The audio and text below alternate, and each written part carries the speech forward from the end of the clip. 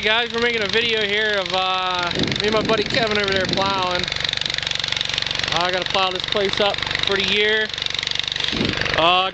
Finally got the 122 done using a Brindley. Got the IH weights on it, everything like that. He's doing a good job. There's Kevin on his John Deere 110. He's got his Brindley behind it.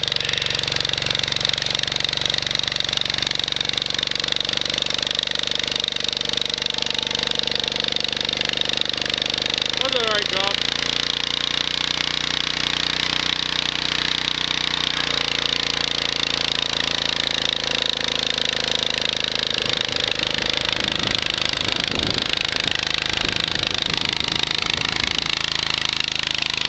Got some good dirt up here.